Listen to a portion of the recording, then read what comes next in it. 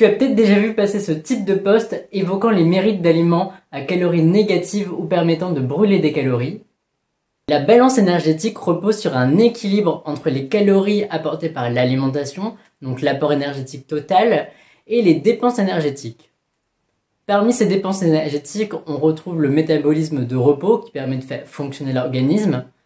On a également l'énergie dépensée grâce à l'activité physique, ainsi que l'effet thermique associé à la digestion des aliments. Certaines personnes pensent que l'ail ou le céleri permettent de brûler des calories grâce au mécanisme de thermogénèse induite par l'alimentation. Cela correspond à l'énergie nécessaire pour digérer les aliments et absorber leurs nutriments.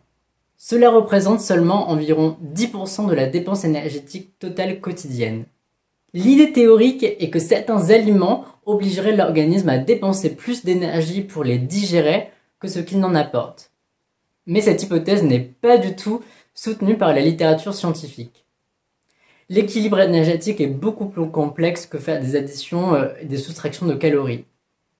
Quand on s'intéresse à la littérature scientifique, il n'est pas possible d'identifier des aliments ou des régimes qui permettraient d'influencer significativement la dépense énergétique humaine. De plus, tous les aliments contiennent un minimum de calories de par leur composition en macronutriments, les protéines, les glucides, les lipides qui apportent quelques calories à chaque fois. Des chercheurs ont mesuré l'impact de la consommation de 100 g de céleri en 10 minutes chez 15 jeunes femmes en bonne santé. Ils ont mesuré que la consommation de 100 g de céleri engendrait une dépense énergétique liée à la thermogénèse de 13,7 kcal.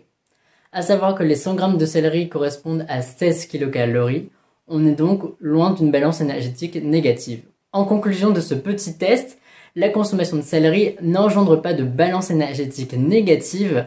Au final, ces aliments à calories négatives correspondent principalement aux fruits et légumes, et principalement aux légumes puisqu'ils sont plus pauvres que les fruits en sucre.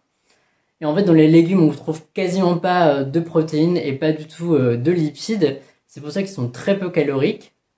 Donc forcément, si on consomme plus de légumes à la place d'aliments beaucoup plus denses énergétiquement, comme les biscuits ou les viennoiseries, on va forcément avoir un apport énergétique qui va diminuer.